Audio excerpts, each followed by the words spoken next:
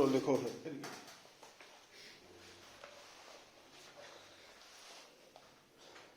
कितने तक पहुंचे सी आप? डिफरेंशियल इक्वेशन ऑफ SHM तक आ रहे। देखो भाई, जो सिंपल हार्मोनिक मोशन है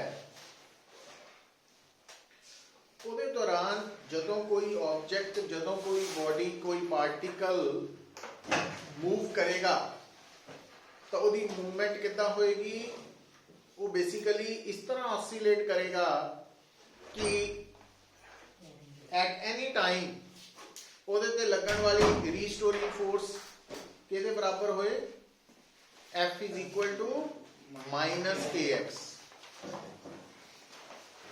तो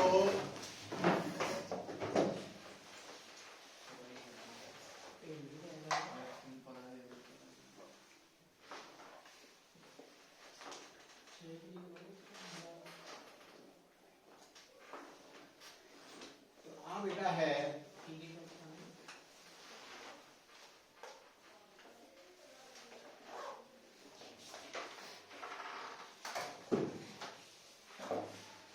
ਹੁਣ इस डायग्राम F का है रीस्टोरिंग फोर्स, X है डिस्प्लेसमेंट, R एम्पलीट्यूड है और F is equal to minus k और K spring constant, force constant, stiffness constant है। और उस तो बाद जदों असी डिफरेंशियल इक्वेशन लिखी सी तो d स्क्वायर x बाय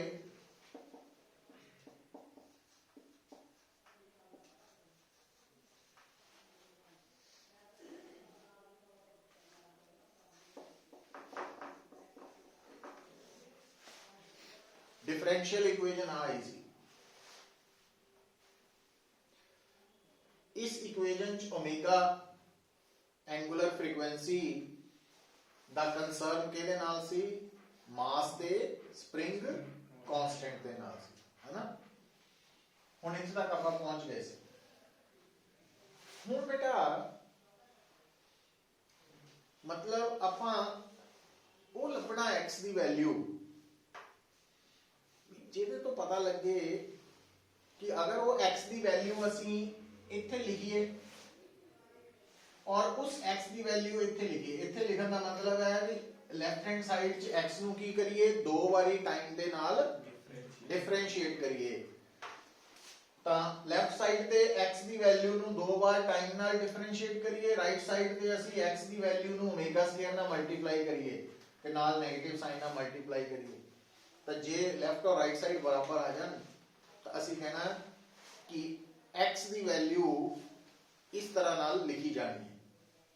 हुण थोड़ा जिहा असी इस डायग्राम नूं समझण दी कोशिश करिए तो असी की देखते हैं कि x की वैल्यू इस जगह पे 0 है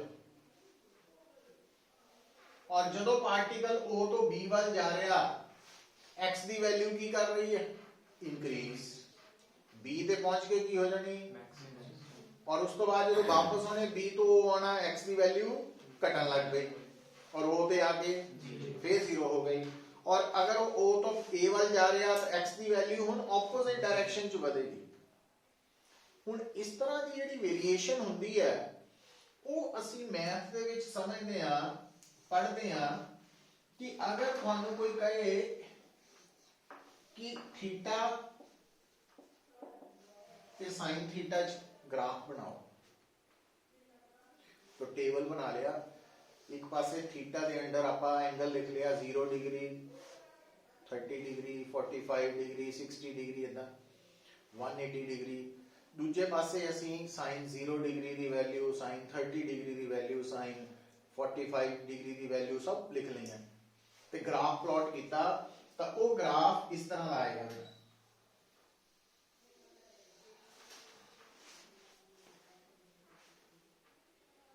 मतलब थीटा की वैल्यू जदों 0 है तो साइन थीटा की वैल्यू भी 0 है।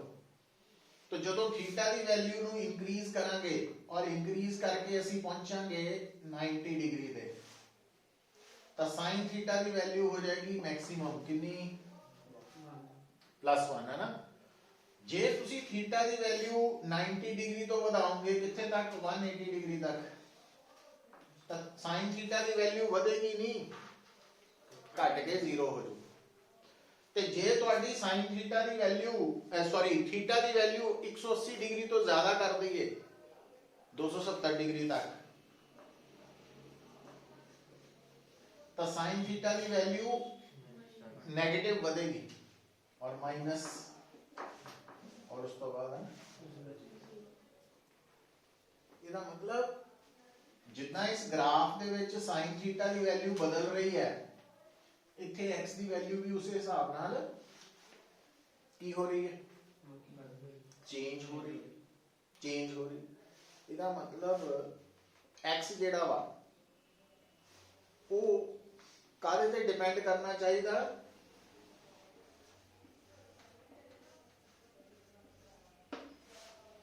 sin थीटा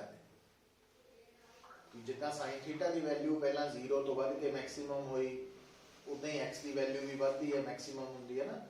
अच्छा हुण अगली गल सुनियो, जिहड़ा प्रोपोर्शनैलिटी साइन है मान लो असीं इहनूं हटाता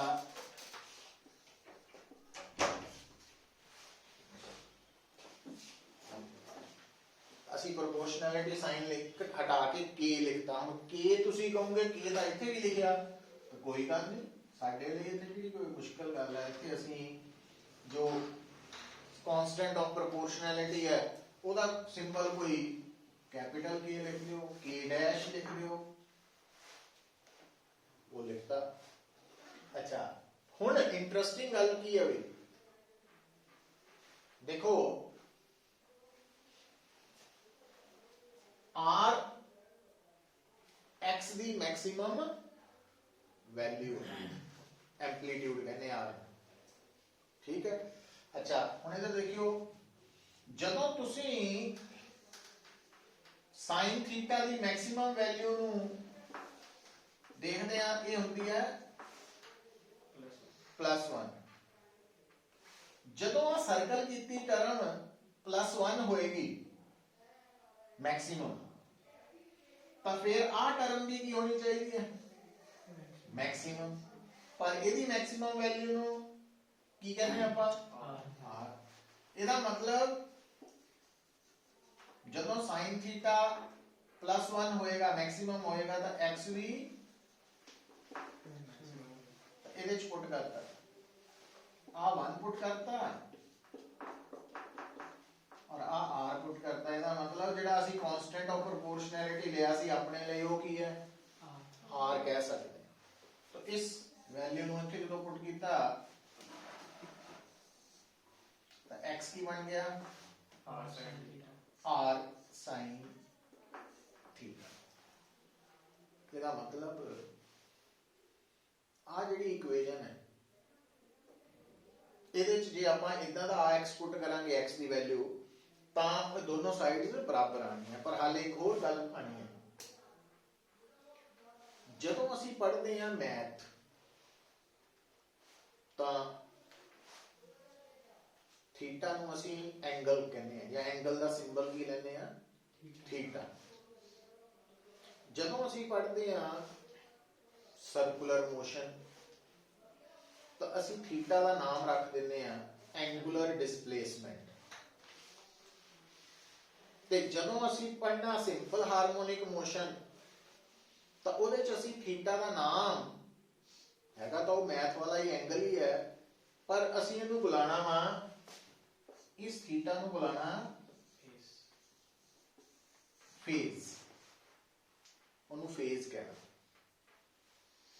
और ये फेज सिंपल हार्मोनिक मोशन च वो टर्म है जेड़ा टाइम ते डिपेंड करता। हुण तुसीं कहोगे भी टाइम कित्थे गया इहदे च तां है नहीं। नाल ही सानू याद आ जाना चाहिए सर्कुलर मोशन वाला टॉपिक। जदों असीं सर्कुलर मोशन पढ़दे हां तां असीं थीटा एंगुलर डिस्प्लेसमेंट कहने आ ते ओमेगा एंगुलर वेलोसिटी कहने आ। पर जदों असी सिंपल हारमोनिक मोशन पढ़ना तो थीटा असी फेज कह देना ते ओमेगा नू एंगुलर फ्रीक्वेंसी। हुण ओमेगा और थीटा का रिलेशन सर्कुलर मोशन च दस्सिया जांदा डी थीटा बाय dt हुंदा ओमेगा। इहदा मतलब डी थीटा की हो गया ओमेगा dt। और अगर असी सानू तो चाहिए थीटा पूरा तो डी थीटा तो थीटा बना ली सानू दोनों साइड्स नू की करना पैना इंटीग्रेट करता। हुण जदों इंटीग्रेट करता है ना तो जदों असी जनरली जेडे मैथ पढ़ते हैं उन्होंने तो ज्यादा पता होएगा कि जदों असी इंटीग्रेट करते हैं पढ़ी इंटीग्रेशन हाले नहीं पढ़ी अच्छा +2 च तो या तो असी इंटीग्रेशन करते हैं बिना लिमिट्स तो है ना पर जदों असी लिमिट्स के नाल इंटीग्रेशन करते हैं तो उस केस दे विच या अगर लिमिट्स तो बिना असी कंडीशन दे नाल इंटीग्रेशन करनी तो असी ना एक टर्म लाने हैं कांस्टेंट ऑफ इंटीग्रेशन। जदों भी असी किसी टर्म नू इंटीग्रेट करना जनरली तो असी इंटीग्रेट करके हट जाते हैं या लिमिट्स के अकॉर्डिंगली इंटीग्रेट करो तां प्रॉपर रिजल्ट आता या विद कांस्टेंट ऑफ इंटीग्रेशन। तो दोनों तरीके नाल कर सकते हैं। हुण इत्थे देखियो पुत्र हुण इत्थे तक आधा प्लस ताईं कीता सीगा तो आ इथों स्टार्ट करो आ डायग्राम बना लो इथों स्टार्ट करते करते इत्थे तक पहुंच जाओ क्योंकि इहनूं मैं रब करना फिर आप अगली गल ते आने।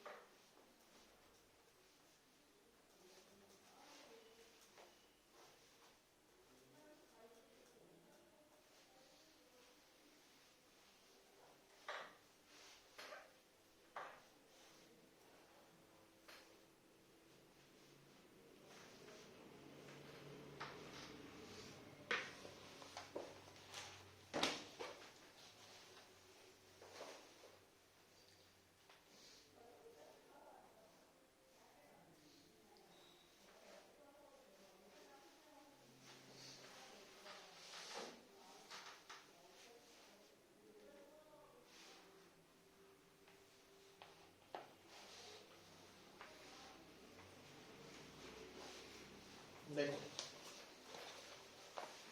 हुण जदों असी इंटीग्रेट करन लगे हैं पुत्र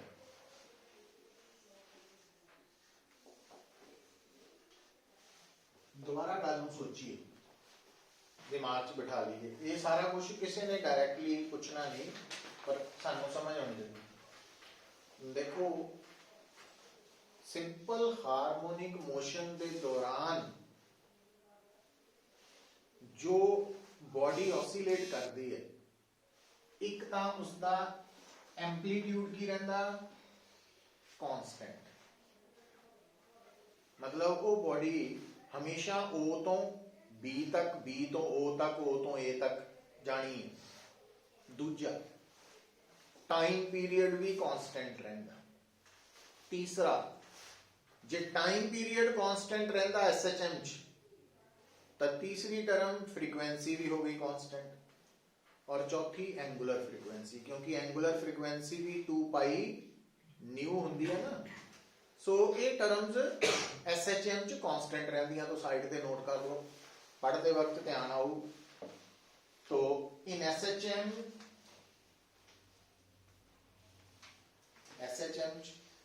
नोट करके लिख लो। आर का मतलब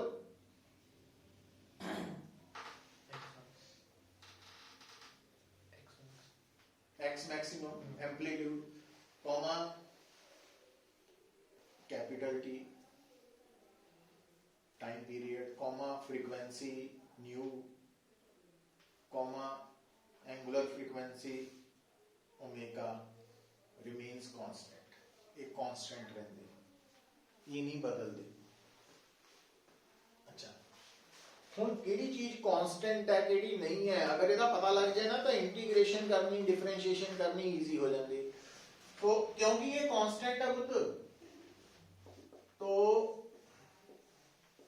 ये आ गया इंटीग्रेशन तो बाहर। अच्छा, उन्हीं द्वारा की हट गए कि अगर तो असी सर्कुलर मोशन पढ़ते होंगे तो असी कहना सी थीटा की है ते ओमेगा की है, पर हुण आपां की पढ़ रहे हैं SHM। थीटा की है फेज ते ओमेगा फ्रीक्वेंसी। अच्छा, टी टाइम है। हुण बेटा जेड़ा टाइम है, अगर आप मान लीए कि स्टार्टिंग टाइम है 0, हुण स्टार्टिंग टाइम ते जेड़ा फेज है, शुरू च जेड़ा फेज है अगर वो फाई है तो उन्होंने कहना शुरू वाली चीज को कहने इनिशियल, जितना आप मोशन च कहने इनिशियल वेलोसिटी, जीरो टाइम वाली वेलोसिटी, शुरू वाली वेलोसिटी। तो ये बन गया इनिशियल फेज, मतलब ये फेज उस वक्त भी है एंगल जदों टाइम 0 है, और इस इनिशियल फेज ਨੂੰ ਅਸੀਂ कह ਦਿੰਦੇ ਆ इपोक कह ਦਿੰਦੇ। अच्छा, तो जदों टाइम t है उस वक्त का फेज है थीटा। तो फेज टेक्निकली एक एंगल है जिहड़ा टाइम दे नाल बदल रहा है। ये शुरू वाला एंगल है जो कि 0 टाइम पे सी, और आफ्टर टाइम की ये बदल के फाई तो थीटा हो गया, बदल गया, सिंबल बदल गया। हुण लेफ्ट साइड की बन गई पुत्र डी थीटा का थीटा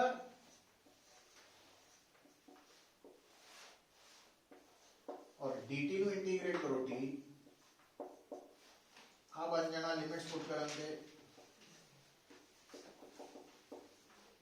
तो theta is equal to omega t plus phi.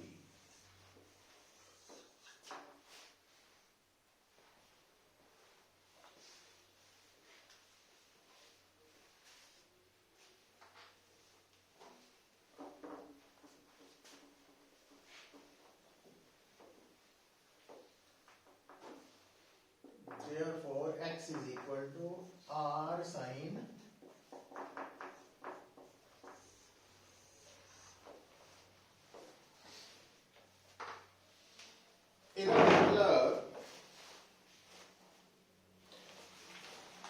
जिहड़ा पार्टिकल ऑसिलेट कर रहा और उहदे ऑसिलेटरी मोशन के दौरान उस पार्टिकल ते लगन वाली रीस्टोरिंग फोर्स की डायरेक्शन हमेशा मेन पोजीशन की तरफ है और magnitude directly proportional to x है, तो असी उस ऑसिलेटरी मोशन को कह दिंदे कि SHM हो रहा।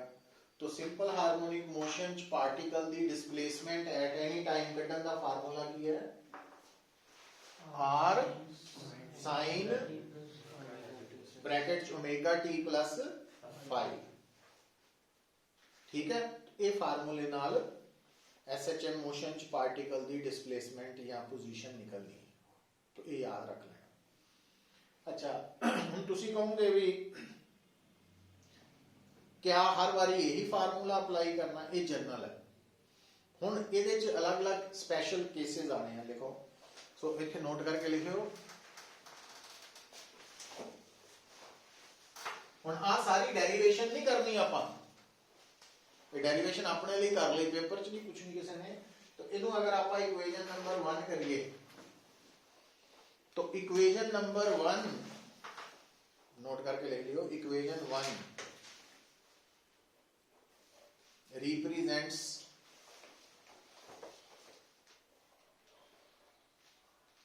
equation of displacement.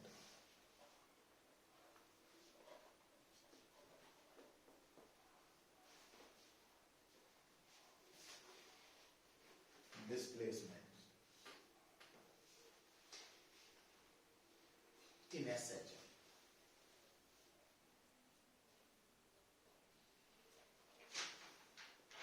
मतलब आज तो बाद अपने दिमाग नू मैसेज दे देना कि लोड कर देना है ना, जिदा कंप्यूटर की लोडिंग होंगी, सॉफ्टवेयर लोड करते हैं तां ही वो प्रोग्रामिंग जिन्होंने कह देंगे हैं, तां ही वो कैलकुलेशंस करता, सारा कुछ डाटा एनालिसिस करता। उतना ही कि अगर कोई भी प्रॉब्लम रिलेटेड विद SHM आती है तो मैनू कोई कहता कि दसो एक पार्टिकल SHM मोशन एग्जीक्यूट कर रहा, तो उसकी पोजीशन या डिस्प्लेसमेंट लभनी है 2 सेकंड बाद, 4 सेकंड बाद, तो केड़ा फार्मूला काम आना, x is equal to r sine omega t plus 5।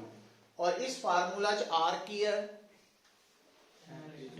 Amplitude, ते ओमेगा की है एंगुलर फ्रीक्वेंसी, और फाई की है इनिशियल फेज। हुण इनिशियल फेज दी वैल्यू सारा कुछ कितना स्टडी करना आपां लोकां ने, उत्थे आपां टाइम लगा रहे हैं। लिखो तो इन्हों हाईलाइट कर लेना, स्पेशल केसेस लिख लो।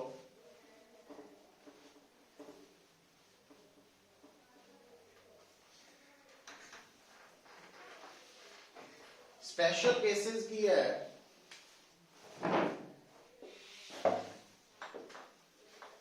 अगर मैं जदों प्रॉब्लम रीड करांगा क्वेश्चन पेपर दे तो ਉਹਦੇ ਚ मैं देख रहा कि वो कह रहा particle is executing SHM with amplitude 2 centimetre, इसका मतलब r 2 centimetre with time period of 4 second. तो जो टाइम पीरियड 4 सेकेंड है, ओमेगा हो गया 2 pi by T, 2 pi by 4 pi by 2, तो टाइम पीरियड ओमेगा भी निकल आया है।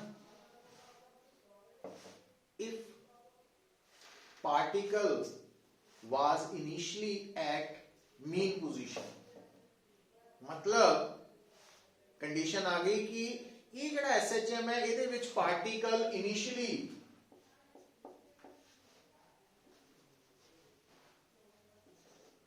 पहला केस कि अगर इनिशियली पार्टिकल मीन पोजीशन पे है, मीन पोजीशन का मतलब x 0 है, तो ਇਹਦਾ मतलब जे मैनू 0 टाइम पे x की वैल्यू पता लग जाए तो मैं फाई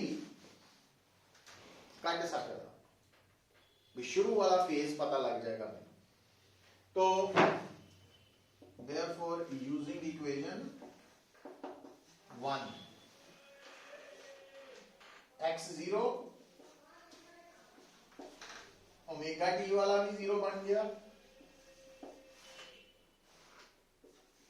तो साइन फाई की हो गया 0। हुण साइन फाई 0, हुण साइन थीटा केड़े केड़े एंगल ਲਈ 0 ਹੁੰਦਾ, 0 ਲਈ ਵੀ 180 डिग्री ਲਈ ਵੀ, तो ਆਪਾਂ 0 ਤੇ ਕੰਮ ਮੁਕਾ ਦੇਣਾ।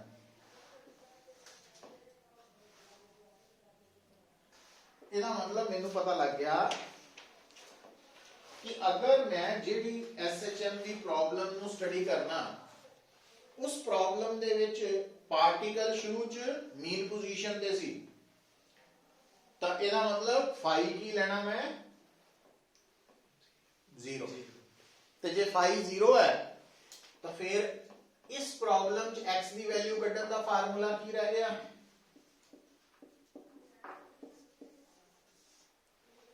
इतना ही बचा। क्यों? क्योंकि इस केस च फाई की है 0 है।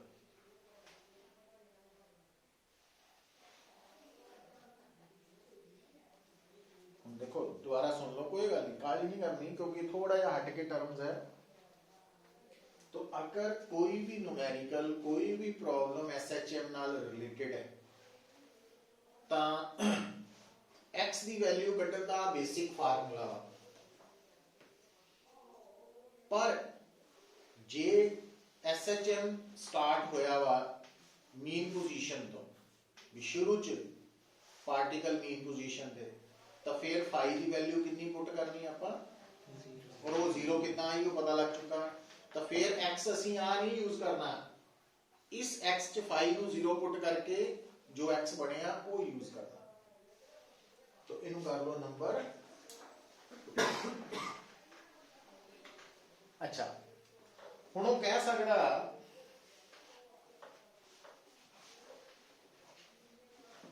दूसरा case, if at time t is equal to 0 शुरू particle executing SHM was at extreme position, मतलब जो टाइम 0 है तो x की वैल्यू कितनी दी है r। फिर असी इक्वेशन नंबर 1 नु यूज किया, इक्वेशन नंबर 1 च t की पुट करना 0, x कितना करांगे r, हुण r नाल r तो हुण sin फाई 0 नहीं 1 आ गया। जदों sin फाई 1 है तो फाई की वैल्यू 90 डिग्री या पाई बाय 2 रेडियन, तो फिर आ इक्वेशन की बन गई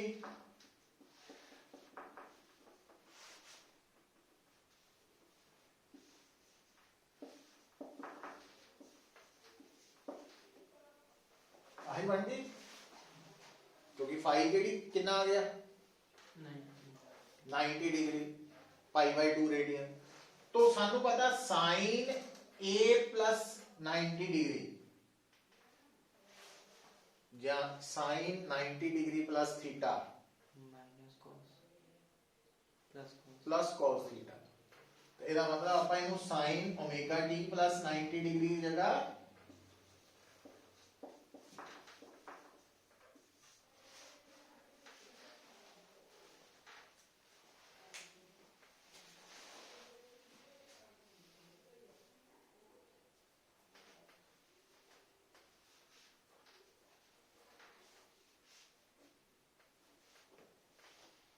समझ आया।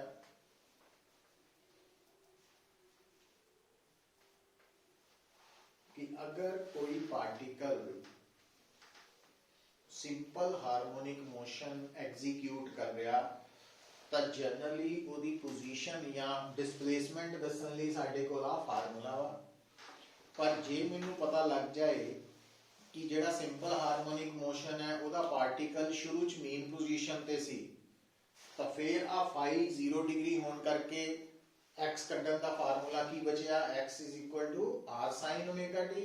ते जे पता लग जाए कि जेड़ा मैं सिंपल हार्मोनिक मोशन स्टडी कर रहा ਇਹਦੇ ਵਿੱਚ पार्टिकल शुरू च मेन पोजीशन ते नहीं एक्सट्रीम ते शुरू कीता इहने काम, तो फिर x कड्ढण दा तरीका आया कि नहीं, लगी समझ। तो आ जनरल है।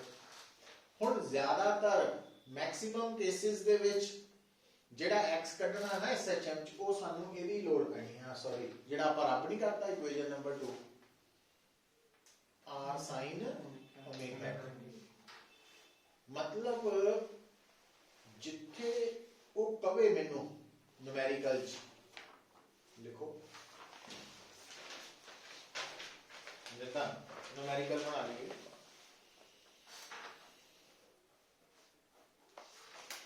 A particle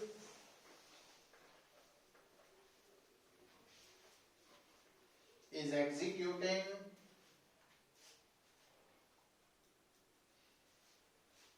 SHM,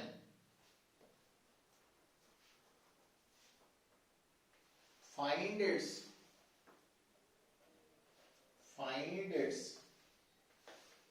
initial phase or epoch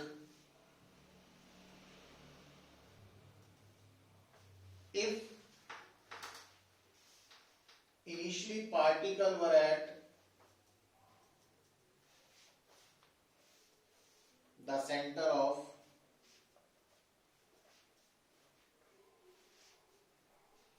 mean and extreme positions.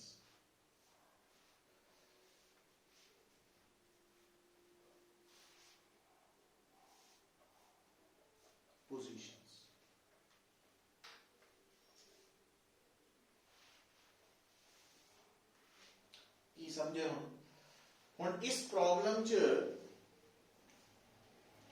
SHM है आपां की कटना फाई कटना। तो शुरू च मोशन कित्थों स्टार्ट होया, सेंटर तो मतलब शुरू च x की वैल्यू कितनी सी, मतलब की लिख लेना सोल्यूशन च एट टाइम 0 x कितना वा,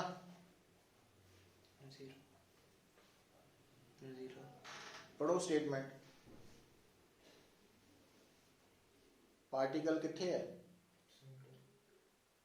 केदे सेंटर पे, मीन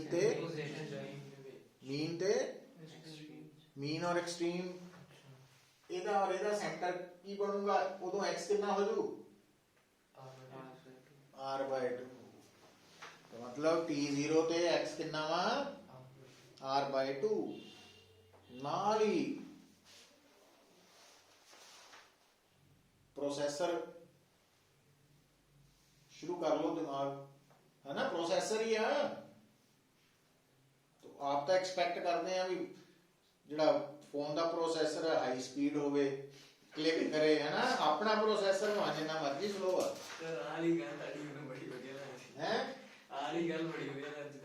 पुट करो ਇਹਦੇ ਚ ਪੁੱਟ ਕਰੋ, ਜਿੱਥੇ t ਹੈ 0 ਪੁੱਟ ਕਰਕੇ और x r/2,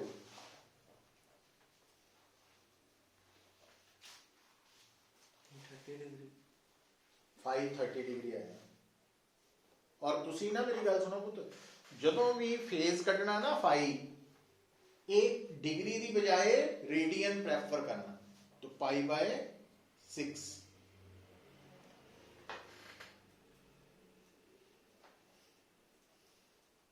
ठीक होगी गल। ਇਹਦਾ मतलब की होया,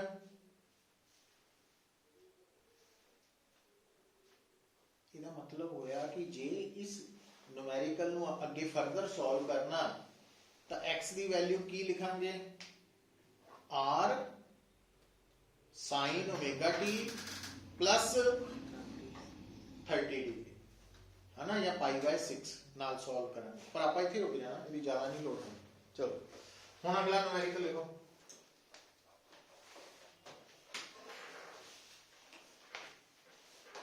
हुण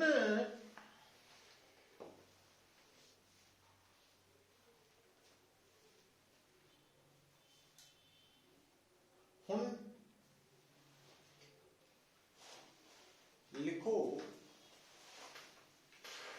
a particle is executing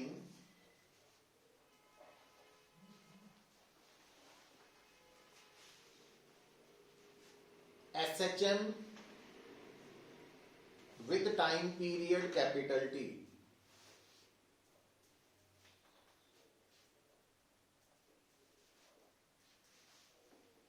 Calculate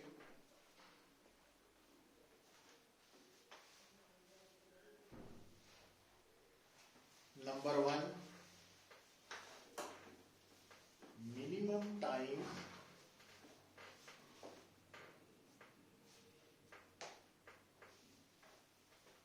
taken to move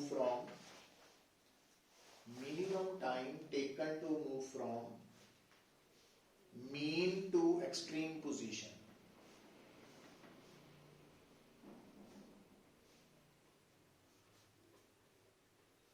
Number 2,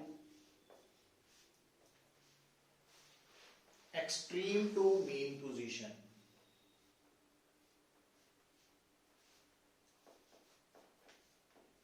second भी टाइम ही कटना आपका, पर एक्सट्रीम तो मीन वाला. Third, time taken to move from minimum time taken to move from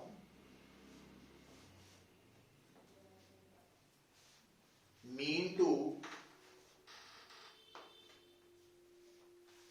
half और mid point of the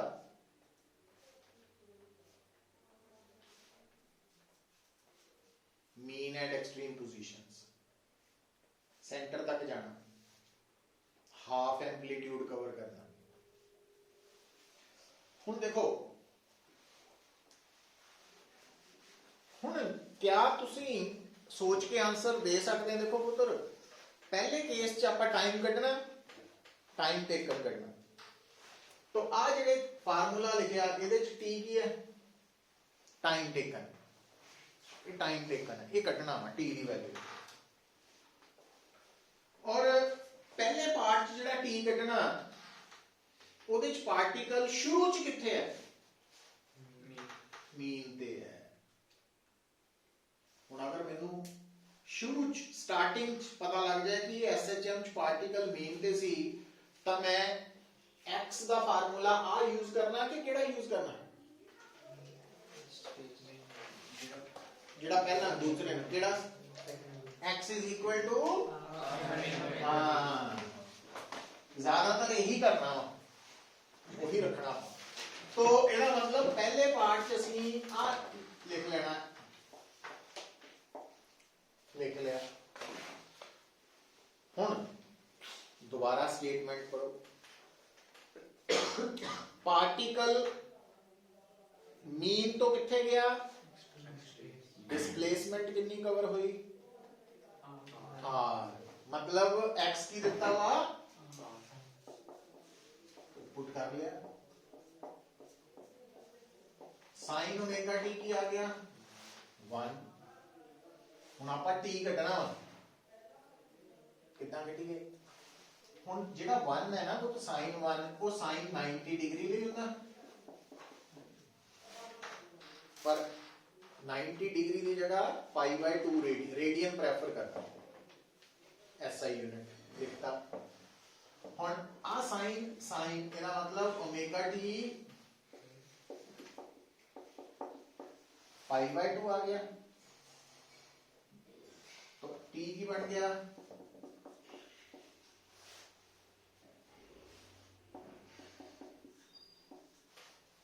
omega हुंदा वा 2π time period. पाई नाल पाई कट्टिया गया, 2 × 2 4. आ टी ऊपर चल जाना.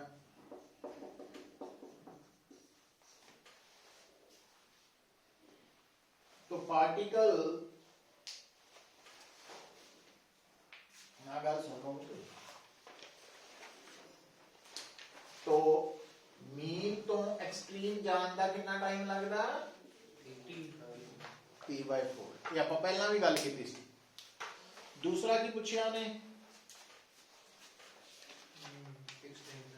हैं? हाँ, एक्सट्रीम तो मतलब स्टार्ट करता एक्सट्रीम तो, मतलब शुरू च किथे आ पार्टिकल मान लेना. तो फिर एक्स का फार्मूला की लिखना? हाँ, तो ਉਹਦੇ ਹਿਸਾਬ ਨਾਲ x ਦੀ ਵੈਲਿਊ सेकंड पार्ट च क्यों कहता एक्सट्रीम तो, इस करके आ वाला फार्मूला काम आना. ठीक है. हुण x कितना होया? हुण सोचो एक्सट्रीम तो मीन दी दूरी r है, x कितना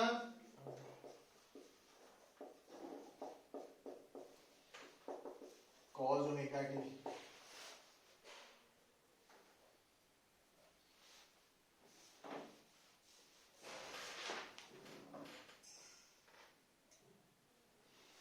ਹੁਣ ਕਿਹਦੇ ਲਈ ਹੁੰਦਾ ਹੈ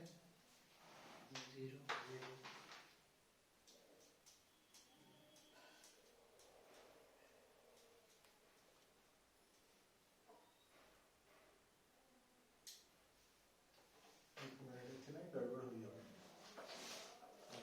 गलत कर गए ना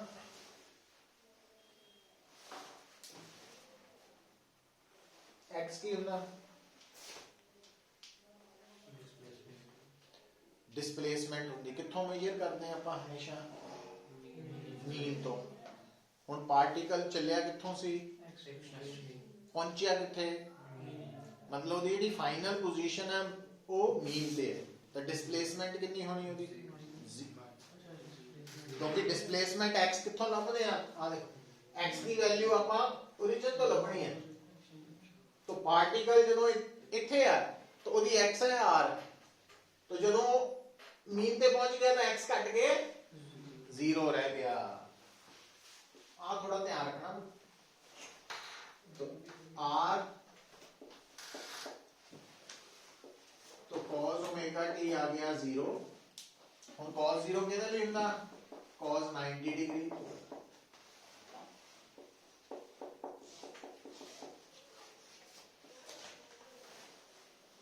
t ਦੀ ਵੈਲਿਊ ਫੇਰ ਕਿੰਨੀ ਆ ਜਾਣੀ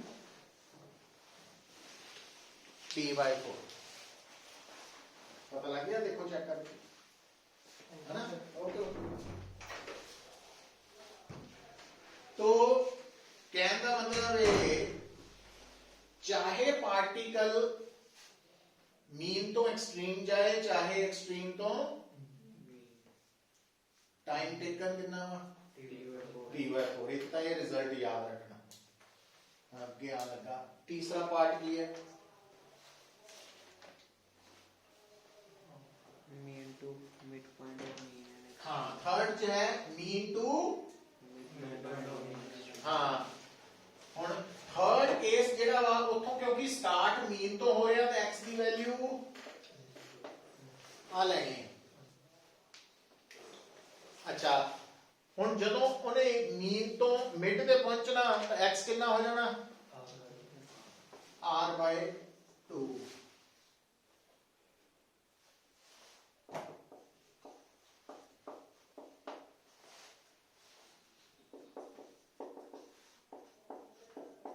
ਹੁਣ 1/2 sin कितना ਹੁੰਦਾ 30 डिग्री π/6 तो sin ओमेगा t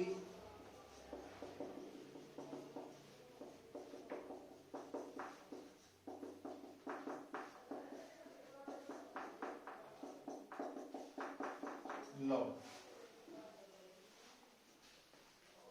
हाँ बड़ी इंटरेस्टिंग गल आई निकल के इंपॉर्टेंट भी है क्योंकि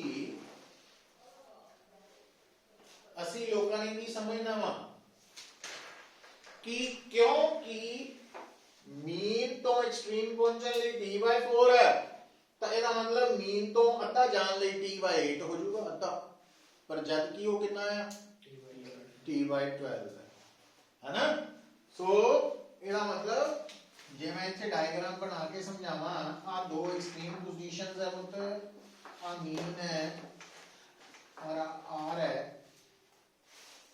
तो आ वाला टाइम t/4 है बट आ वाला टाइम कितना हुआ t/12 तो फिर आ कितना हो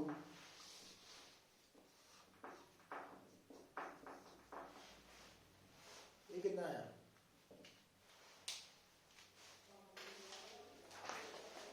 दोनों का सम कितना आना चाहिए ਇਹਦਾ ਮਤਲਬ ਆ ਕਿੱਦਾਂ ਆਇਆ ਇਹਦੇ ਵਿੱਚੋਂ ਆਹ ਜਾਂ ਦੋਨਾਂ ਦਾ ਸਮ ਕਰਕੇ ਦੇਖ ਲਓ समझ गए ये बड़ा इंपॉर्टेंट केस है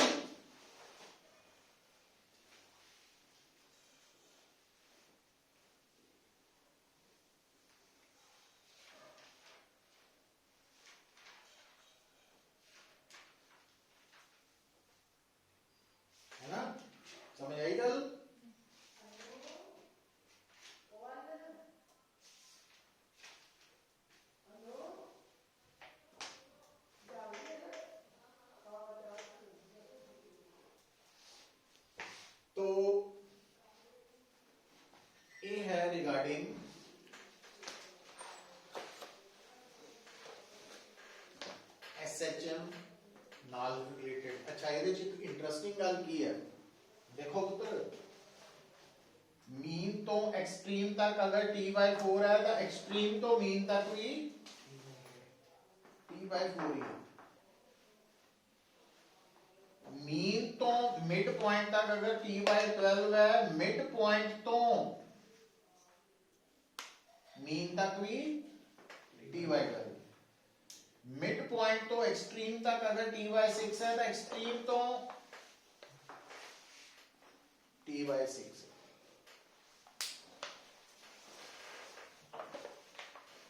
क्योंकि ये गलती बहुत करनी है तुसी t/8 कर जाना, अच्छा अद्धा तक वो नहीं होना। चलो हुन कितना टाइम है, हाले तो है हुन लिखो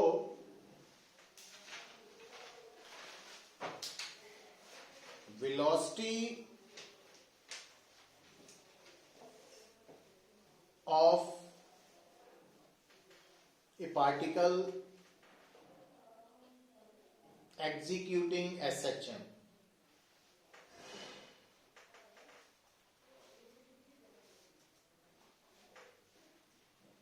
पार्टिकल की वेलोसिटी लभनी है, पर किहड़े पार्टिकल की जिहड़ा SHM एग्जीक्यूट कर रहा है, सिंपल हार्मोनिक मोशन। हुन देखो, हुन इत्थे आपां यही मान के चल पैने आ, x कितना वा,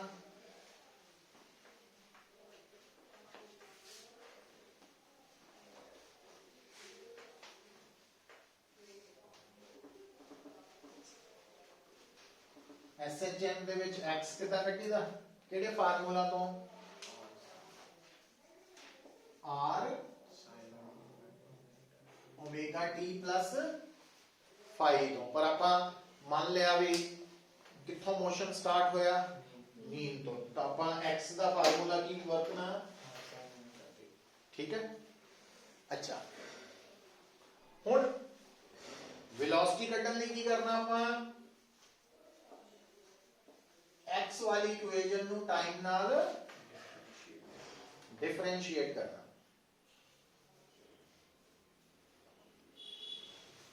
देखो जो आप डिफरेंशिएट कर रहे हैं,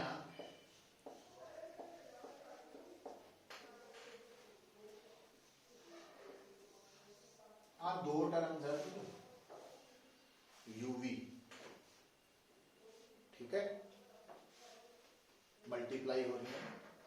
अच्छा हुन ये दोवां विचों एक टर्म r की है, कांस्टेंट लिखाया ना, वो फिक्स है, इसका मतलब एक डिफरेंशिएशन चो बाहर आ जाए, मतलब डिफरेंशिएशन सिर्फ साइन ओमेगा टी की होनी है,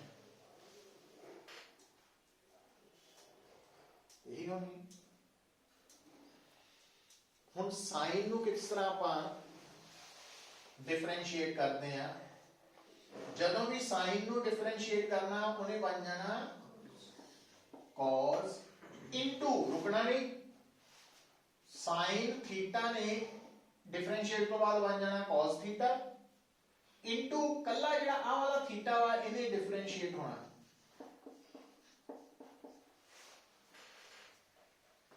ये थोड़ा ध्यान रखियो इधर।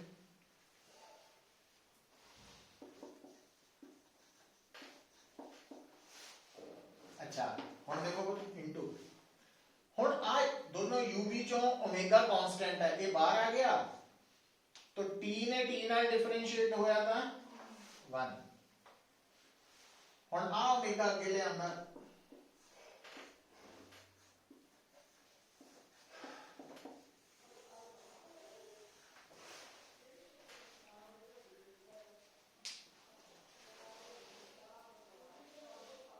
तो जिस तरह ज्यादातर न्यूमेरिकल्स दे विच अगर कोई particle simple harmonic motion execute कर रहा तो ओदी पोजीशन कढण लई आपां फार्मूला यूज करना r sin ओमेगा t, तो ओदी वेलोसिटी नु कैलकुलेट करन दा फार्मूला की कढना r omega cos omega t, ठीक है। अच्छा हुन ਜਿਹੜਾ ਸਾਈਨ ਤੇ ਕੋਸਾਈਨ, ਜਦੋਂ ਮੈਥ ਚ ਪੜ੍ਹਦੇ ਆ ਨਾ ਸਾਈਨ ਬਾਰੇ cos ਬਾਰੇ, ਤੇ ਇਹਨਾਂ ਬਾਰੇ ਦੱਸਿਆ ਜਾਂਦਾ ਕਿ ਇਹ ਨਾ ਹਾਰਮੋਨਿਕ ਫੰਕਸ਼ਨਸ ਹੈ, ਕਿਉਂਕਿ ਇਹਨਾਂ ਦੀ ਵੈਲਿਊ 360 ਡਿਗਰੀ ਬਾਅਦ ਰਿਪੀਟ ਹੋਣ ਲੱਗ ਪੈਂਦੀ ਹੈ, ਹਾਰਮੋਨਿਕ ਫੰਕਸ਼ਨਸ। ਔਰ ਕਿਉਂਕਿ ਜਿਹੜਾ ਮੋਸ਼ਨ ਅਸੀਂ ਔਸੀਲੇਟਰੀ ਪੜ੍ਹ ਰਹੇ ਹਾਂ, ਇਸ ਮੋਸ਼ਨ ਚ ਡਿਸਪਲੇਸਮੈਂਟ ਨੂੰ ਰਿਪਰੈਜ਼ੈਂਟ ਕਰਨ ਲਈ ਅਸੀਂ sign r sin omega t, r cos omega t ਇਹ ਫੰਕਸ਼ਨਸ ਯੂਜ਼ ਕਰ ਰਹੇ ਹਾਂ ਹਾਰਮੋਨਿਕ। ਇਸ ਕਰਕੇ ਇਹ ਫੰਕਸ਼ਨ ਨੂੰ ਕੀ ਕਹਿੰਦੇ ਆ ਅਸੀਂ, ਇਹਨਾਂ ਮੋਸ਼ਨਸ ਨੂੰ ਕੀ ਕਹਿੰਦੇ ਆ, ਸਿੰਪਲ ਹਾਰਮੋਨਿਕ ਮੋਸ਼ਨ। ਔਰ ਦੂਜੀ ਗੱਲ ਕਿ ਜਿਹੜਾ ਸਾਈਨ ਹੈ ਜਾਂ ਕੋਸਾਈਨ ਹੈ, ਇਹਦੀ ਮੈਕਸਿਮਮ ਵੈਲਿਊ ਕਿੰਨੀ ਹੋ ਸਕਦੀ ਹੈ। ਹੁਣ ਜਿੱਦਾਂ ਸੁਣੋ, ਜਿਸ ਤਰ੍ਹਾਂ ਟਾਈਮ ਬਦਲ ਰਿਹਾ ਵਾ, टाइम तो हर पल बदल रहा है, जितना t की वैल्यू बदलेगी ओमेगा t का प्रोडक्ट भी बदलेगा, ओमेगा t के बदलने नाल cos ओमेगा t की वैल्यू भी बदलेगी। और एक टाइम इदा दा आएगा जदों cos ओमेगा t की वैल्यू मैक्सिमम हो जाएगी कितनी, +1।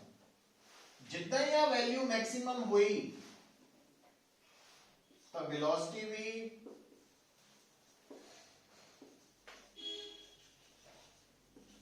मैक्सिमम हो जाए, क्योंकि v कितों आ रहा, r ओमेगा और ये तीन टर्मां दे प्रोडक्ट तो आ रहा। जो इन्हां तीनों चों आ वाली टर्म मैक्सिमम होई, नाल ही इन्हें भी मैक्सिमम हो जाए, v becomes मैक्सिमम। ਹੁਣ ਜਦੋਂ v ਮੈਕਸਿਮਮ ਹੋਇਆ ਹੈ ਨਾ, ਪਰ ਕਦੋਂ ਹੋਇਆ ਆ ਮੈਕਸਿਮਮ, ਕਦੋਂ ਹੋਊ, ਜਦੋਂ ਆ ਟਰਮ ਕਿੰਨੀ +1। ਤਾਂ ਇਹਦਾ ਮਤਲਬ therefore v ਮੈਕਸਿਮਮ ਕਿੰਨਾ ਹੋ ਗਿਆ, ਕਿਉਂਕਿ ਆ 1 ਹੈ, r ओमेगा * 1 ਆ मैक्सिमम। ਇਹਦਾ ਮਤਲਬ r ओमेगा ਕੀ है, सिंपल हार्मोनिक मोशन च पार्टिकल दी मैक्सिमम वेलोसिटी है। एंड इस मैक्सिमम वेलोसिटी नु ਅਸੀਂ ਕਹਿੰਦੇ ਆ वेलोसिटी एम्पलीट्यूड।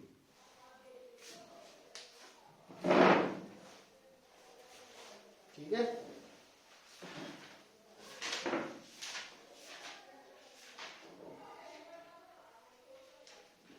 ये भुलना नहीं।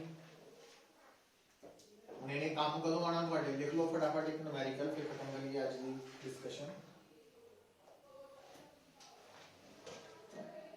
A particle is executing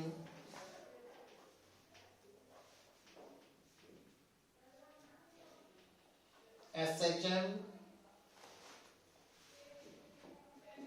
with amplitude 10 centimeter and time period of 4 seconds. Find velocity amplitude.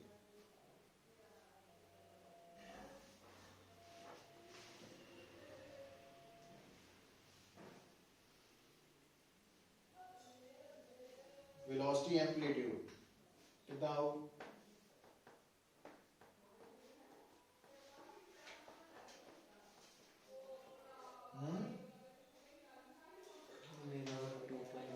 हाँ r ते ओमेगा की जगह 2π/t कर लो। t की वैल्यू कितनी है, 4 5 पाई सेंटीमीटर पर सेकेंड, क्योंकि r का दे सेंटीमीटर है ना, तो सेंटीमीटर पर सेकेंड च वेलोसिटी आ गई मैक्सिमम। ਇਹਦਾ मतलब ਹੁਣ ਇਹ ਗੱਲ ਦਿਮਾਗ 'ਚ ਰੱਖੋ ਪੁੱਤਰ कि अगर सिंपल हार्मोनिक मोशन हो रहा और मैं वेलोसिटी कटनी है तो केड़ा फार्मूला यूज करना, v = r omega cos omega t। ਤੇ ਜੇ ਮੈਂ ਕੱਲਾ ਵੈਲੋਸਿਟੀ ਐਂਪਲੀਟਿਊਡ ਕੱਢਣਾ ਫਿਰ ਕੱਲਾ r ਓਮੇਗਾ ਕੱਢਣਾ।